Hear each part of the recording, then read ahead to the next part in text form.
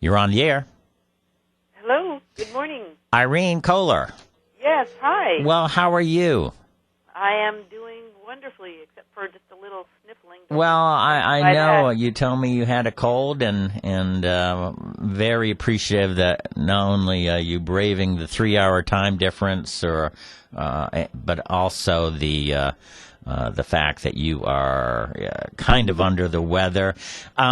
Let me tell the public here, and again, our listeners are real estate investors, real estate agents, bankers, bankruptcy attorneys, real estate media, and the general public.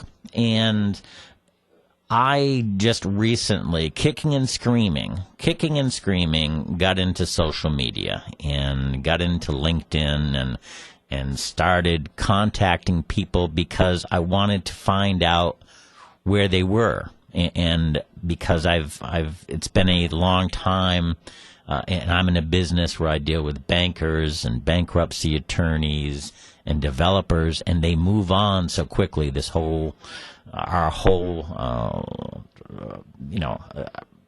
Everybody moves on quicker than in the past. And so it's very hard to keep track of them. And all of a sudden, when I got into LinkedIn, and I've got, I think, 160 people at this point on my list as friends or whatever you want to call them. And I found people that I haven't talked to and been in touch with for years and years and years. I asked LinkedIn to be on the show, and they say, well, rather than us, let me refer you to Irene Koehler because she is a social media expert. So tell us about social media. How will it help real estate auctioneers and real estate agents? Well, it does a number of things, and I appreciate you keeping an open mind, being dragged, kicked and screaming into it, because it really is. It's not a fad. It's not going to go away, and it's not something that just the kids are doing. It is a new and different way of communicating with people, and it is the way that people want to receive information. So the days when we could just set up a website and make it all nice and pretty and put lots of great content there and then just sit and wait for people to arrive and be impressed about how wonderful we are, people don't do that anymore. And I'm not saying don't have a website. Of course you need to have that. Right. But that is not how people get information. And there are also studies about trust and credibility, and a lot of what we put on our websites and we put on our marketing material is we're telling people how wonderful we are, what a great experience it is to work with us. Mm-hmm. We print testimonials from people that we've worked with, but how does the end user, your customer or client, really know where that comes from? So the level of trust of what people say, how people market themselves is sometimes it's in the range of 15, 16% how people trust it. But through social media, since people can find what other people are saying about you, to you, a lot of the conversations that you're having with people are public. On LinkedIn, recommendations is critically important. And the trust in what others are saying about you is very high, like between 80-90%. So it's very, very, very different. That's why sites like Yelp and a number of other sites really have taken off, because people don't want to know what you're saying about you; they want to know what other people are saying. Exactly. What is your company's name and website? Before I forget, it is Almost Savvy.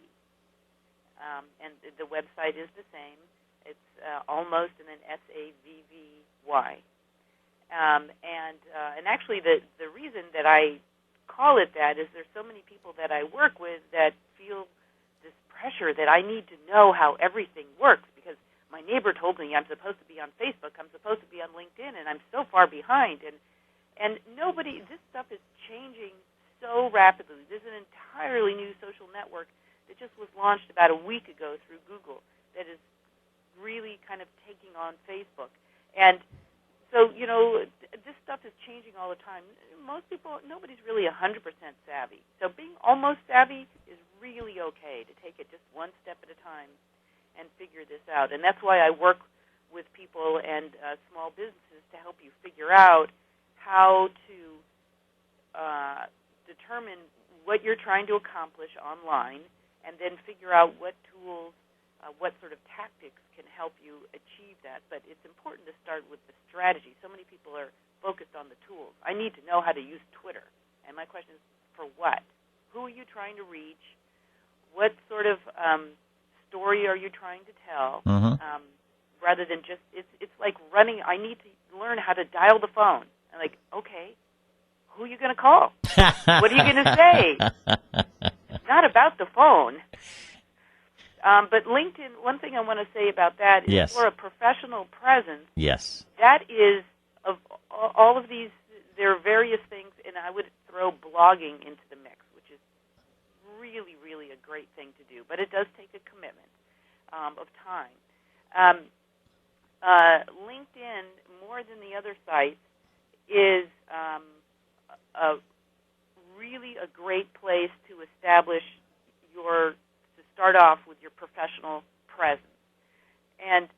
But there are a number of key things to know about it that most people don't know, and that is how to complete your profile. Because how you do that, it's not just, I appreciate what you're saying. A lot of people do what you're doing and that kind of use it as a digital database for your contacts, Right. To keep that fresh. But there's so much more you can do with it. So there's some tricks in terms of optimizing your profile, knowing where to put certain keywords in your profile that will help new potential business partners, clients, customers, will help them find you better. But so knowing how to do that, how to customize your profile, how to fill it out, it should not look or sound like a resume, and the value of recommendations and the right recommendations really goes so far. Because if I'm thinking about doing business with you, the first thing I'm going to do is I'm going to Google you. I'm not going to your website, because I'm sure you say great things about yourself on your website. I'm going to Google because I want to know what everybody's saying about you. And when you go to Google, and I would encourage people who are listening, if they haven't Googled themselves, to definitely do that. And make sure you put quotation marks around your name. You're going to see that LinkedIn comes up pretty high. And so whether or not you are actively using LinkedIn to brand yourself, LinkedIn has so much weight online that it shows up so high that it is branding you. So if you've got a kind of a half-done LinkedIn profile because your friend really bugged you to sign up and you were kind of irritated and you didn't really know how it worked, that's what people are finding. Right. Yeah, Right. and so it's important to know how to really... Irene, we're going to have to get you on the show again. I appreciate you calling in. Give us your website one more time. It is almostsavvy.com. I'm also, if anybody's on Twitter, you can find me obviously on Twitter. It's just my name, Irene Koehler. And I also, if somebody is on Facebook, I have a Facebook page. It's a great place to ask questions or stay up to date on social media. And the Facebook page is also just called Almost Savvy. Irene, thank you so much for your call on this Friday. You take care. Oh, thank you. But have a great weekend. You bet. Bye-bye. Okay, we had another caller on the line and just missed him. Again, I want to talk about LinkedIn. Again, as I said, kicking and screaming, I got into the social media, and now I'm a little hooked. Only because as a 50-year-old,